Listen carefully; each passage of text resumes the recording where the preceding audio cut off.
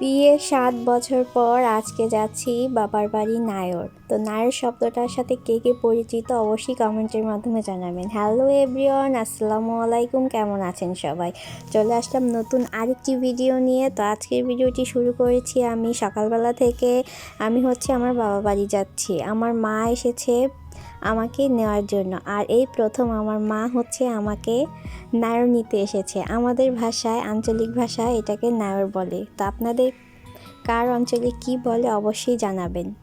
তো আমার মা আসছিল শুক্রবারে, আর আমি শনিবারে চলে যাচ্ছি। উড়ে যাই অজানায়, কেন তা জানি না, হাসি তো রেখে দেই মনেরই কোনায়।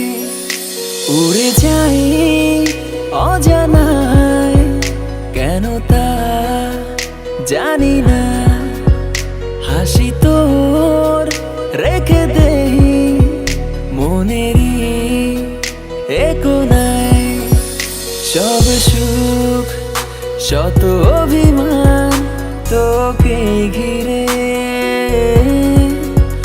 বাড়ালে তুই হাত হারাবো অচিরে।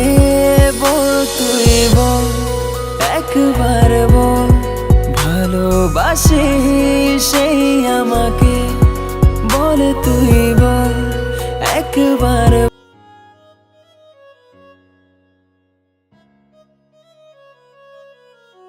তো বাসায় আসার পর অনেক ক্লান্ত হয়ে গিয়েছিলাম, তো আর তখন ভিডিও করা হয়নি। এটা সন্ধ্যার সময়।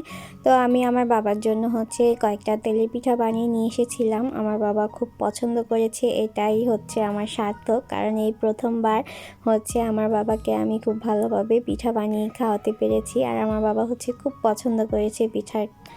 তো আমাকে নেক্সট টাইম আবারও বানিয়ে দিতে বলেছিল, কিন্তু আমি সময়ের কারণে বানাতে পারিনি। এই যে দেখতেই পাচ্ছেন, এখানে আমরা সবাই বসে পিঠা খাচ্ছিলাম।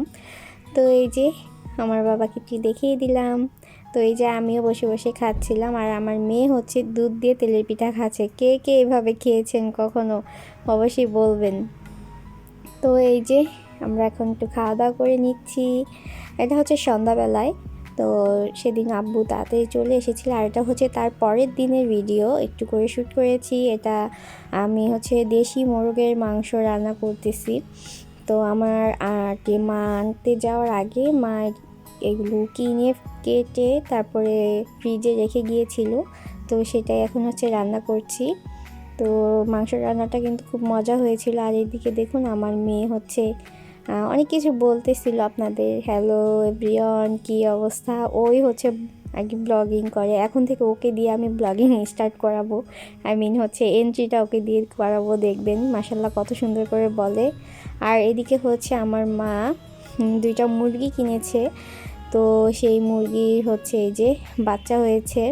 তো বাচ্চাগুলো যখন ছোট থাকে কত কিউট লাগে। আর এই যে দেখুন, আপনাদের জন্য আমি একটা ভিডিও চাচ্ছিলাম করতে, বাট করতে পারিনি। আমি যখন গিয়েছি তখন দেখেছি এই ফুলটার কলি এসেছে, বাট যতদিন থেকেছি এর মধ্যে একদিনও আর কি এই কয়েকদিনের মধ্যে আর কি এই কলিটার ফোটেনি।